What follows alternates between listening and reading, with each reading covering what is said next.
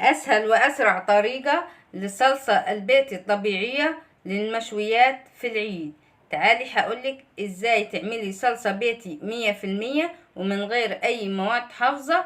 هنعملها بطريقة سهلة وبسيطة خالص ومش هتاخد وقت خالص معاكي على النار. هقولك على سر الصلصة الطبيعية البيتي. ايه هو السر اللي مخبينه عليكي ومش بيقولوه في الفيديوهات؟ هقولك عليه، اللي هو بتاع الصلصة البيتي الطبيعية اللي بتكون زي الجاهزة بالظبط. ليه تشتريها بالغالي الا ممكن احنا نعملها بارخص تمن؟ ممكن ب5 جنيه. انا عملت كمية كتير من الصوصات من صلصة الطماطم بتاعتنا اللي هي بتاعت المحشي بالظبط.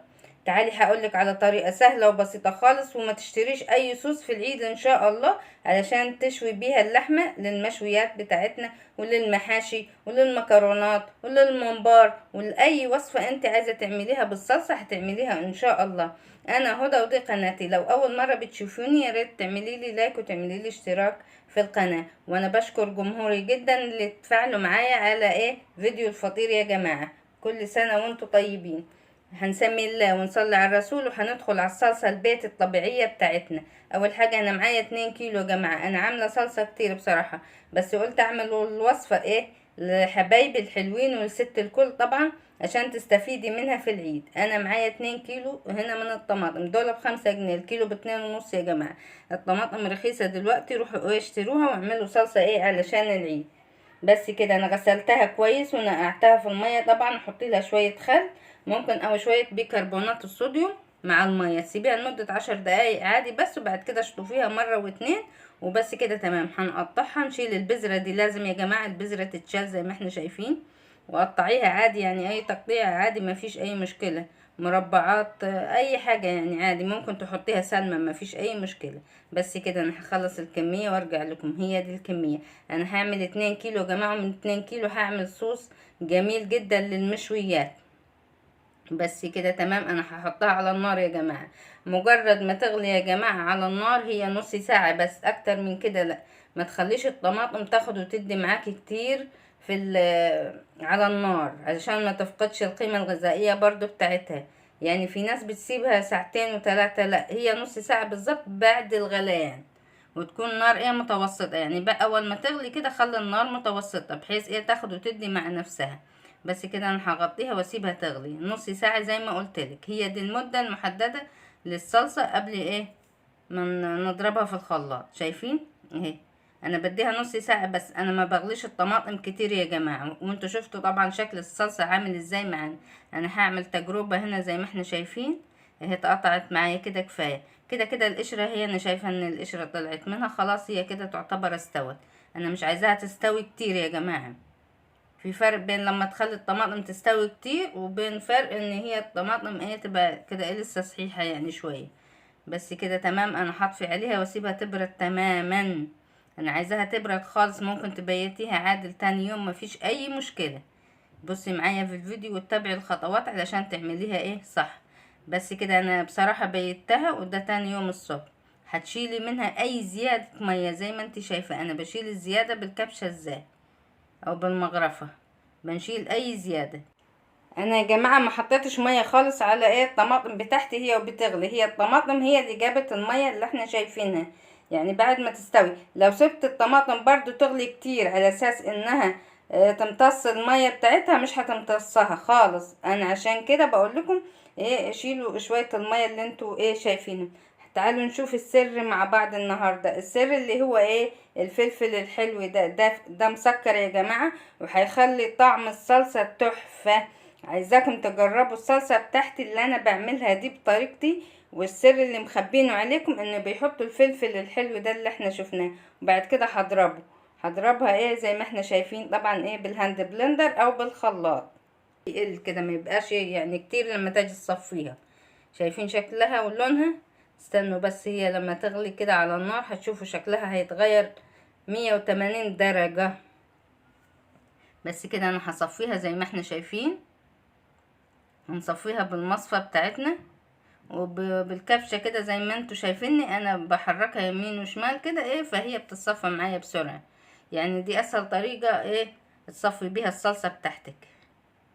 بس كده عشان الفيديو ما يطولش عليكم. شايفين دي كل الكمية يا جماعة، هو ده الطفل اللي طلع معايا، ولو صفيتي منه هيصفي برضه. شايفين؟ بس هي دي الكمية. شايفين يا جماعة بعد ما اتصفت لونها اتغير ازاي؟ بس كده تمام. هجيب حالتي غسلتها اللي كنت غليها فيها واحطها فيها. انا لسه ما حطيتش اي اضافات يا جماعة، دي صلصة طبيعية بدون مواد حافظة خالص. بس كده هحطها على النار. شايفين؟ شايفين الصلصة بتاعتي؟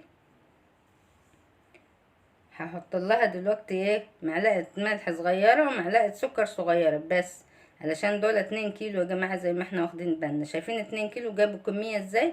عشان الطماطم معايا حلوة وحمرة، نسيت ما اقول لكم لازم تكون حمرة، واللي هي تكون ايه مطاولة شوية كده، دي جميلة جدا في ايه، في الصلصة بتاعتنا زي ما شفتوها كده اول الفيديو. بس كده انا هسيبها تغلي هنا في الغليان نص ساعة بس، اكتر من كده لا. وغطيها طبعا عشان ما تطرطش عليك، انا غطيتها بالغطا. شوفوا الطرطشة كلها في الغطا. شايفين الصلصة؟ شايفين شكلها هي وبتغلي؟ هي وبتغلي بتقول انا صلصة بصراحة. شايفين؟ سهلة خالص وبسيطة، وهي كده خلصت الصلصة بالنسبة لنا يا جماعة. بس كده انا ايه طفيت عليها، نسيت ما احط بس ايه معلقتين 3 4 زيت. خليهم ياخدوا غلوة واحدة وهطفي عليها برضو نص ساعة بس يا جماعة على النار.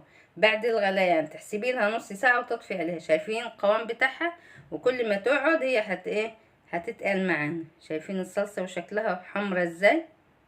ريحة الفلفل يا جماعة مش هتلاقوا ريحة فلفل خالص فيها. اي نعم انا حطيته ني، بس بصراحة مديها طعم الجاهزة بالظبط واحسن من الجاهزة برضو. وجربيها وعلى ضمانتي، الضامن هو الله طبعا. شايفين القوام معايا يا جماعة؟ شايفين القوام ده؟ شايفينها؟ تحفة. تخليها تبرد كده وبعد كده ايه اشتغلي فيها. بس كده عايزة تعبيها دي كده، هي الصلصة دي كده خلاص جاهزة معانا. هتحطي لها شوية توم، هتعملي مكرونة، هتاخدي منها وتحطي على خلطة المحشي على الرز، هتشتغل برضو مع شوية بصل. هتفرمي شوية بصل هتشتغل معاكي.